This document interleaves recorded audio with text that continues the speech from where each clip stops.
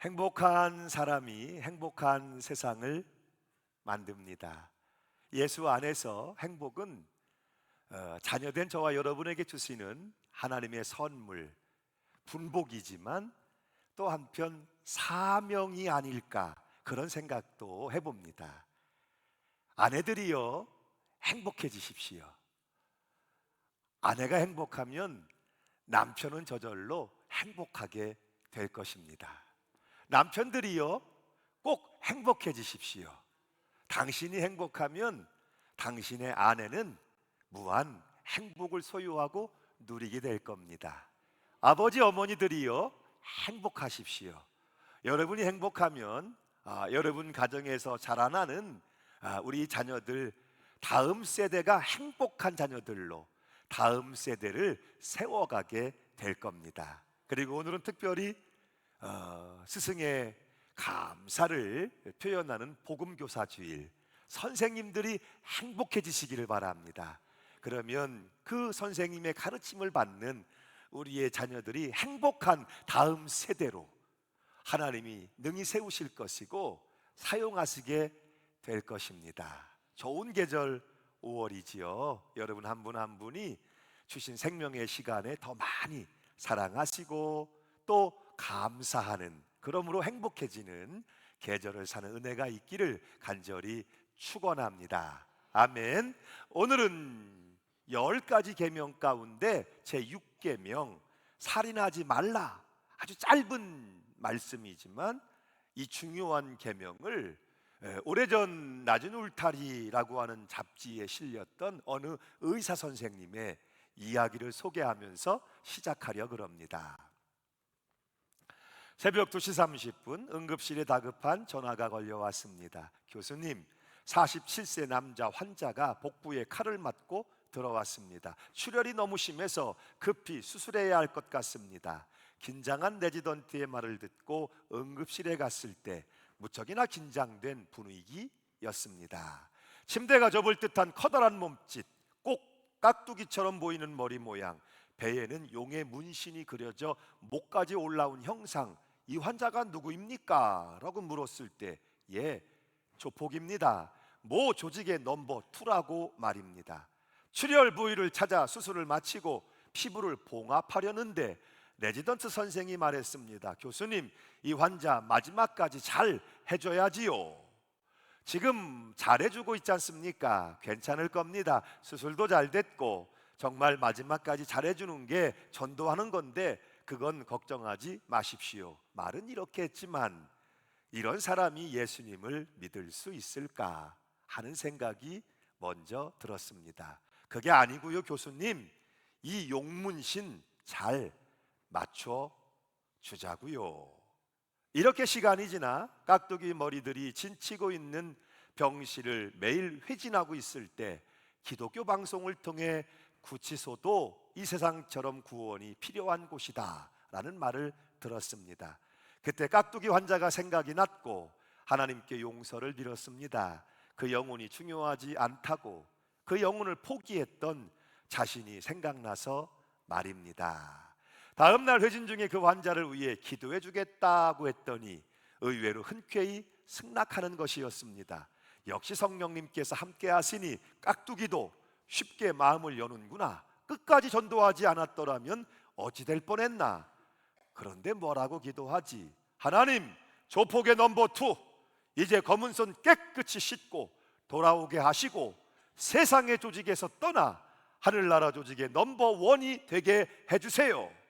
이렇게 기도했다가는 그를 둘러싼 깍두기들이 가만히 있지 않을 것 같고, 그래서 담대하게 성령님을 의지해서 기도했습니다. 그가 입원한 지 9일째, 교수님 어디서 헌 찬송가 좀 구해주십시오.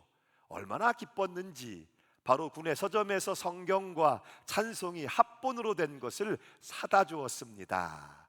입원한 지 12일째 병실에 갔을 때 놀랍게도 성경을 보고 있는 환자를 발견하게 됐습니다. 병세도 많이 호전됐고 드디어 전도할 기회가 온 것입니다. 상처에 드레싱을 해주며 자연스럽게 물었습니다. 찬송가 구해달라 했는데 아시는 찬송가 있으세요? 예, 몇 곡 압니다. 몇 년 전 부산 구치소에서 1,500명을 통솔하는 감방장을 한 적이 있습니다. 그들아 오늘은 법당으로 하면 그 주에는 모두 법당으로 가서 염불을 하고, 그들아 오늘은 성모 마리아님께 우리의 처지를 탄원하자 모두 성당으로 하면 성당에 갔습니다. 오늘은 예수께 싸게 나가게 해달라고 기도하자, 자 모두 교회로 하면 교회를 가지요. 그때 그들을 데리고 부른 찬송이 527장이었습니다. 제 18번이지요. 그러세요. 그럼 한번 불러보시죠. 어서 돌아오, 어서 돌아만 오. 지은 죄가 아무리 무겁고 크기로 주 어찌 못 담당하고 못 받으시리요. 우리 주의 넓은 가슴은 하늘보다 넓고 넓어. 뽕짝 버전으로 찬송을 부르자 병실 주변으로 사람들이 모였습니다. 사람들의 표정은 제각각. 신기한 듯 쳐다보는 사람들. 하지만 그 찬송 소리가 내게는 그저 은혜롭게만 들렸습니다. 아멘. 살인하지 말라. 이 6번째 계명은 결국 생명에 대한 우리의 시각에 대한 문제를 말씀하고 있는 거죠. 사실 우리는 생명에 대해서 많이 쉽게 판단하고 있거든요. 저 사람은 꼭 살았으면 좋겠다, 그런 사람 있죠. 그런데 저 사람이 살아야 할 이유가 있을까? 세상에 무익한 듯 보이는 사람을 두고 우리는 곧잘 포기하기도 하지요. 결국 생명의 가치를 두고 자신의 기준을 가지고 판단하고 있는 우리의 모습 말입니다. 그런데 오늘 하나님은 이 6번째 계명을 통해서 분명하게, 아주 분명하게 우리에게 말씀해 주고 있는 거예요. 생명은 하나님이 만드신 것, 생명은 하나님께 속한 것임을, 그리고 그 하나님 앞에서 모든 생명은 동일한 무게를 가지며 존귀한 가치가 있다는 것을 말씀해 주고 있는 거예요. 여러분, 살인이 나쁘죠? 왜 살인이 나쁜가요? 여러 가지 이유를 생각해 볼 수 있지만 근본적으로 이 2가지에 있지 않나 싶습니다. 하나는 우리는 모두 다 죽임당하기를 원치 않는다 하는 거예요. 결국 살인을 한다는 그 행위의 원인이 그의 생명이 내 생명만큼이나 소중하다는 것을 잊고 있거나 그가 나와 다르지 않은 소중한 사람이라는 것을 무시하는 이 차별의식에 뿌리를 두고 있다는 것, 그래서 무서운 거예요. 그리고 또 하나, 살인이 나쁜 이유는 하나님이 생명을 만드셨고 어떤 생명도 하나님이 주인이 아닌 생명이 없는데 월권, 하나님의 것을 빼앗거나 도적질하는 것이기 때문에 살인은 나쁜 것이죠. 생명은 누가 만드셨어요? 하나님이 만드신 거예요. 그 생명의 주인이 누구세요? 하나님 소유예요. 그러므로 누구도, 어떤 생명도 하나님이 허락지 아니하시면 손댈 수 있다 없다? 없다. 아멘. 여러분, 우리 인류 최초의 살인 사건이 창세기 4장에서 언급되고 있죠. 그래요. 가인과 아벨. 형 가인이 아벨을 미워한 나머지 결국 돌을 들어 쳐 죽이고 말지요. 우리는 이 이야기를 많이 들었기 때문에 알고 있어요. 미움, 그 시기와 질투가 불러온 무서운 죄악. 그런데 그 깊은 곳을 보면 사실은 내 문제의 원인을 자꾸 다른 사람에게서 찾으려고 하는 소위 가인 컴플렉스, 이것이 원인이었음을 우리는 알고 있죠. 그런데 이 살인 사건을 두고 우리가 정말 중요하게 살펴봐야 되는 것은 하나님이세요. 그러면 하나님은 살인을 혹은 한 사람의 생명을 어떻게 생각하고 계시는가? 그렇지요. 동생 아벨을 쳐 죽인 살인자 카인이 결국 찾아오신 하나님을 만나게 되고 하나님과 대화를 하게 돼요. 그 말씀이 4장의 9절로 10절에 나오고 있지요. 함께 읽습니다. 여호와께서 가인에게 이르시되 내 아우 아벨이 어디 있느냐? 그가 가로되 내가 알지 못하나이다. 내가 아우를 지키는 자니이까. 가라사대 내가 무엇을 하였느냐? 아우의 핏소리가 땅에서부터 내게 호소하느니라. 적어도 하나님의 생각 두 가지를 분명히 알게 되지요. 하나님은 어떤 생명이든 그 생명에 대한 책임을 물으신다는 거예요. 아벨이 어디 있느냐라고 묻고 계시잖아요.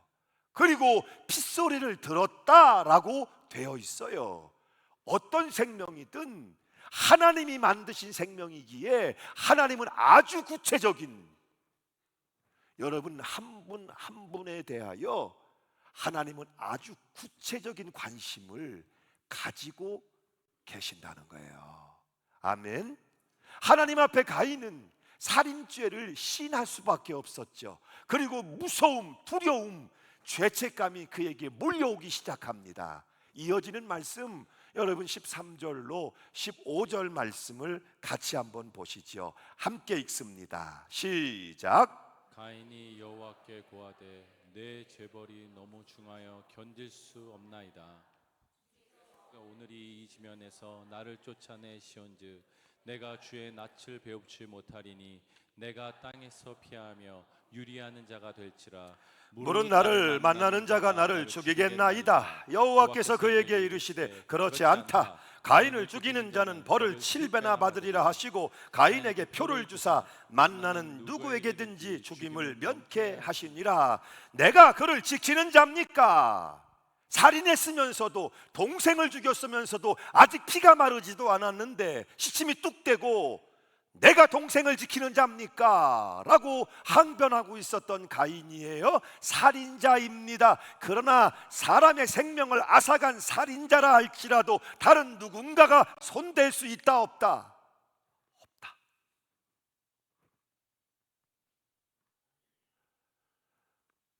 누구도 하나님이 만드신 생명에 하나님이 허락하시지 않으면 손댈 수 없다. 왜? 전적으로 생명은, 그 생명이 어떤 생명이든 하나님 소유이기 때문에. 여러분, 이 부분에서 우리가 자꾸 혼란이 생기고 오해가 생기는 거예요. 분명하게 하세요. 그 생명이 누구든 생명을 만드신 분은 하나님, 그 생명이 속한 것은 하나님, 그 생명의 주권자는 오직 한 분, 하나님 것이다. 이 부분을 명확하게 하시기를 바라요. 여러분, 사단은 우리를 빼앗고 죽이고 멸망시키려는 자지요. 그런데도 성경은 사단이 하나님의 자녀에 대하여 생명에 손댈 수 없다. 여러분, 욥이 대표적인 경우잖아요. 하나님께서 그 생명 하나하나를 얼마나 소중하게 여기시는지를 분명하게 말씀해 주고 계시는 거예요. 그럼 이제 여러분 생각해 보시자고요. 생명을 두고 생각할 때 내 생명, 내 권리라고 생각되는 부분이 분명히 있죠. 우리가 선뜻 떠오르는 것을 생각해 보면 먼저 자살. 세계에서 여러분, 이 나라가 오랜 역사와 문화 전통을 자랑하고 지금은 삶의 수준이 그 많은 나라 가운데 10번째 안에 들어갈 만큼, 그렇죠, 이런 시대를 살는데 안타깝게도 세계에서 자살률이 우리나라가 여전히 1위에 올라 있다. 여러분은 어떻게 생각하세요? 의외로 우리 주변에 많이 일어나고 있는 이 자살의 문제. 하나님이 창조한 생명에 누구도 손댈 수 없다면 자신의 생명에 대해서도 동일하다. 누구도 손댈 수 없다는 거예요. 어떤 이유에서든 생명은 하나님 것이요 소중한 것이기에 하나님 보시기에 좋았더라 하셨던 생명을 하나님의 허락이 없이는 절대로 누구도 상하거나 해할 수 없다. 그런데 우리 주위엔 너무 자주 너무 많이 이런 일들이 일어나며 심지어는 미화되고 있다는 사실이에요. 유명한 전투죠. 텔모필의 전투. 여러분, 스파르타의 300용사가 2만의 페르시아군을 맞아가지고 전투를 치렀던 모두 죽었습니다. 근데 판티티스라고 하는 용사 한 명만 유일하게 살아남았죠. 그런데 안타깝게도 그는 전쟁 이후에 스스로 목숨을 끊고 자살하고 맙니다. 누가 뭐라 한 것도 아니고 왜 혼자만 살아왔냐고 비판한 것이 아니에요. 스스로 혼자만 살아남았다고 하는 이 수치감을 떨쳐내지 못하고 극단적인 가장 쉬운 방법을 선택했던 것이죠. 자신의 명예를 지키자고 수치심을 떨쳐보겠다고 자살하고 말았던 거예요. 어때요 여러분? 이만을 맞아 싸웠던 300용사, 그 중에 혼자만 살아남았던 판티티스, 끝내 나 혼자 살아남았음을 견디지 못했던, 자신의 명예를 지키기 위해 스스로 목숨을 끊었던, 그럴듯해 보이시나요? 숭고해 보이시나요? 성경을 보면 우리가 하나님의 종 엘리야도 그와 같은 경우를 경험하게 되죠. 갈멜산에서 우상 선지자 850과 일대 전쟁을 벌입니다. 그리고 그 우상 선지자들을 모두 진멸하지요. 그러면 상황이 좀 나아져야 되는데, 좋아져야 되는데, 좀 편안해져야 되는데, 오히려 그것이 이유가 돼서 왕비의 미움을 사게 되고 계속 군사들에게 쫓기는 신세가 되니까 얼마나 힘들었는지, 결국 광야로 내몰려서 로뎀 나무 그늘 아래 누워서 여기가 좋사오니 차라리 여기서 나를 죽여주세요 하고 하나님 앞에 호소합니다. 여기서 죽었으면 좋겠다. 무슨 얘기예요? 너무 힘들다는 거죠. 너무 힘드니까 차라리 내가 죽었으면 좋겠다. 자살을 생각하고 있는 거예요. 여러분, 이 이야기가 엘리야만의 이야기이겠습니까? 우리가 살면서 너무 힘들 때, 감당하기 너무 어려울 때, 절망, 더 이상 탈출구가 보이지 않을 때 우리는 너무나 쉽게 자살을 떠올리곤 하는 경험들을 가지고 있다는 것이죠. 그런데 분명하게 하셔야 돼요. 자살은 불신앙 중에 가장 나쁜 불신앙이다. 왜? 하나님을 찾아야 하는데 하나님의 방법을 찾는 것이 아니고 자기의 방법에 묻혀 가장 쉬운 선택을 하고 있으니까. 인생 여정 가운데 바람이 많이 불어오는 날이 있지요. 인생 여정 가운데 불시험을 통과해야 할 때도 있지요. 어떻게 날마다 쉴만한 물가 푸른 초장이기만 하겠습니까? 내가 사망의 음침한 골짜기로 다닐지라도 그 시간에 하나님을 찾는 것, 하나님을 기억해내는 것, 믿음이 연단을 받는 것, 이 인생엔 분명히 뜻이 있다, 하나님의 섭리가 있다, 믿음으로 접근하고 믿음으로 하나님의 도우심을 구해야 할 백성들이 내 생각에 사로잡혀서 내 방법, 가장 쉬운 방법, 무책임한 방법을 선택한다면, 그렇죠, 그것은 가장 무서운 불신앙일 수 있다. 여러분, 아주 극심한 사고를 겪고 장애를 경험했지만 포기하지 않고 도리어 장애인들의 친구가 되었던 그 유명한 영화 슈퍼맨의 주인공이 되었던 크리스토퍼 리브라든지, 어린 시절에 끔찍한 성폭행을 당했고 가장 불우한 환경 가운데 자랐지만 그렇기에 더욱 그런 주위의 많은 형제와 이웃들을 향하여 희망의 메시지를 던졌던 오프라 윈프리처럼, 혹은 예수님을 3번이나 부인하고 저주하고 배반한 눈물에 젖을 수밖에 없었지만 끝내 주님을 사랑함으로 십자가를 거꾸로 치고 끝까지 주님의 교회를 세워가며 영혼 구원에 헌신했던 첫 번째 제자 베드로처럼 말이에요. 자살을 금지하는 것은 불신앙, 하나님이 기뻐하시는 일이 아니다. 오히려 너무 힘들기 때문에, 어렵기 때문에 그런 생각이 떠오른다면 바로 그때가 하나님을 찾을 때요, 하나님을 부를 때요, 믿음, 하나님이 일하기를 시작할 때요, 나의 끝이, 내 소망이 끝나는 그 지점이 신앙의 시작, 믿음의 세계가 열리는, 하나님이 나는 필요하고 하나님의 도우심이 필요하고 하나님의 주권적인 역사하심이 내 인생을 통째로 사로잡는 믿음의 세계가 열려지는 시간. 아멘. 이 신앙의 결단이, 자살을 금지한다는 말씀은 이 신앙의 결단이 여러분에게 있어야 함을 말씀하고 있는 거예요. 그리고 또 한 가지, 여러분 이 살인 혹은 생명을 두고 생각해 볼 때 실제적으로 떠오르는 주제가 있죠. 낙태. 어때요 여러분? 낙태의 현실적인 문제. 오래전 PD수첩이라는 TV 프로에서 낙태의 모습을 담아낸 영상을 본 적이 있어요. 아이가 다 자랐어요. 눈동자도 또렷또렷하고 손톱 발톱의 모양도 다 생겼어요. 그런데 가위가 나타나요. 그리고 손발 몸통을 다 잘라서 조각조각 조각을 내요. 그리고 마지막엔 머리를 눌러서 부수어서 밖으로 꺼내는 것이죠. 여성의 인권을 생각하는 분들은 그렇게 항변할 수 있어요. 불의한 사건으로 생겨낸 아이라고, 원치 않는 임신이라고. 여성의 자궁은 아이를 만들어내는 기구가 아니라고.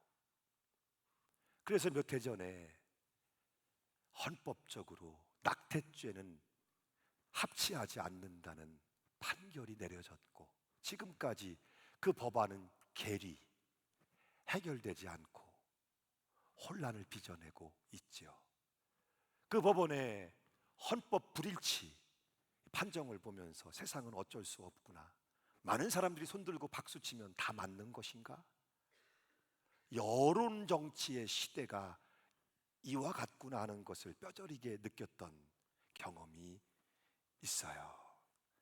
오늘 우리 믿는 사람들에게 이 6번째 계명이 중요한 것은 어쩔 수 없는 임신의 결과에 대한 것이 아니에요. 어쩔 수 없는 불의한 혹은 원치 않는, 건강이 상하는 그런 임신이에요. 어떻게 하면 좋을까요? 문제 이전에 그러한 일이 일어나지 않도록 믿음의 백성들은, 신실한 하나님의 사람들, 거룩한 하나님의 백성들이 되도록 힘써야 한다는 것이죠. 생명의 소중함을 정말 알기 때문에 그 생명을 지키기 위해서 최선을 다하는 신앙적인 결단이 있어야 되고, 신앙적인 실천이 있어야 되고, 신앙적인 삶이 우선되어야만 한다는 것이죠. 어떤 이들은 어미 모태에서 기형아로 판명이 나면 태어나봐야 불행할 것이 분명한 것이니 낙태해도 정당화될 수 있다고 이야기를 합니다만 결코 그렇지 않죠. 저에게는 중3 막내 딸이 있습니다. 말도 많고 탈도 많은 중학생인데요. 그런데 이 아이를 집사람이 가졌을 때 사실은 걱정을 많이 했습니다. 40이 넘어서 가진 아이였고, 문제가 있으면 어떡하나, 잘못되면 어떡하나, 그런 걱정 안 할 수 없잖아요.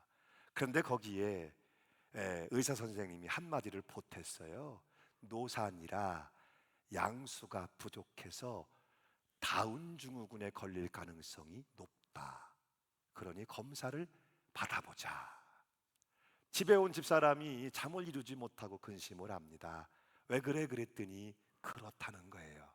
그리고 나서 제 한마디에 근심은 종결되었습니다. 그래서 다운증후군이면 안 낳게? 기형하면 안 낳게? 하나님이 주신 생명인데, 하나님이 우리에게 필요해서 우리에게 소중한 선물로 주신 건데, 다운증후군이라면, 기형하라면, 그래서 근심할 거 없어, 걱정할 거 없어. 하나님이 주신 생명, 하나님이 주신 대로 낳으면 되고, 사랑하며 섬기며 키우면 되는 거지. 할렐루야. 사랑하는 여러분, 하나님 앞에서 어떤 생명도 의미가 없거나 하찮은 생명은 없어요. 극단적으로 이야기를 해서, 그래요, 팔다리가 없는 기형아 모습으로 어머니의 자궁에 누워있는 아이를 유산시키는 것이 옳다면, 그럼 여러분 전쟁에 나가 나라를 지키기 위해 총탄에 팔다리가 상하고 몸이 상하고 혹은 사건 사고로 여러분 사지를 잃고 누워 있어야 하는 그 형제들이 모두 다 자비라는 이름으로 죽여도 정당화될 수 있는 것입니까? 오래전에 미국에서 있었던 일이에요. 캘리포니아에 거주하는 우리 한국 교포가 아이를 갖기를 그렇게 사모했지만 아이를 가지지 못했어요. 얼마나 우리 가정에도 생명의 선물이 있기를 아이를 사모하며 기도했어요. 10년이 지나서야 기도는 응답받았고 아이를 임신하게 됐죠. 얼마나 좋은지 매일매일 감사하며 태교에도 얼마나 힘썼는지 몰라요. 그런데 그렇게 태어난 아이가 처참한 몰골에 아주 심한 다운증후군 환자로 태어난 거예요. 그 아이를 딱 마주한 순간 엄마는 펑펑 울기 시작했어요. 하나님의 섭리가 도대체 어디에 있는 것인지, 하나님이 얼마나 원망스러운지 울며 원망을 쏟아내기 시작했어요. 주위에 사람들이 있었지만 어떤 말로도 이 엄마를 위로할 수 없었죠. 그렇게 며칠이 지나고 남편이 회사에서 돌아왔는데 아내의 태도가 급변해서 매우 평안이 회복된 거예요. 이 일을 두고 남편이 아내에게 묻습니다. 어떻게 된 일인데? 그러자 아내는 이렇게 대답했죠. 하도 마음이 답답하여 하나님께 기도하던 중 하나님의 음성을 듣게 됐어요. 하나님께서는 이렇게 말씀하셨어요. 이 아이를 내가 세상에 내보내야 할 텐데 이런 추한 모습으로 세상에 나간다면 어떤 가정에 보내야 사랑을 받을까 고민하다가 오랫동안 아이를 기다려온 우리 가정에 이 아이를 보내셨다고. 그 음성을 듣는 순간 이 어린 생명을 하나님이 사용하신다는 것과 그리고 바로 내가 이 아이를 사랑하고 키워야 되겠다는 생각이 들었다고. 그래서 사랑하며 섬기겠다고. 여러분, 생명이 귀하죠. 왜요?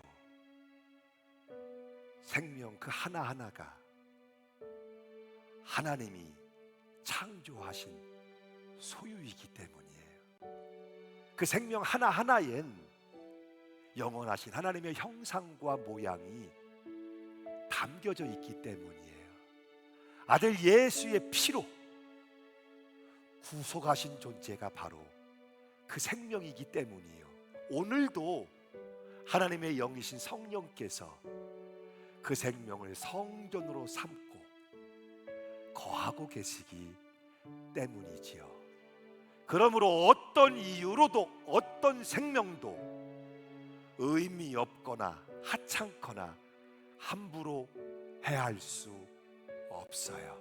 그것이 자신의 생명이든 타인의 생명이든 일체 생명을 상하게 하거나 해하는 일은 금지입니다.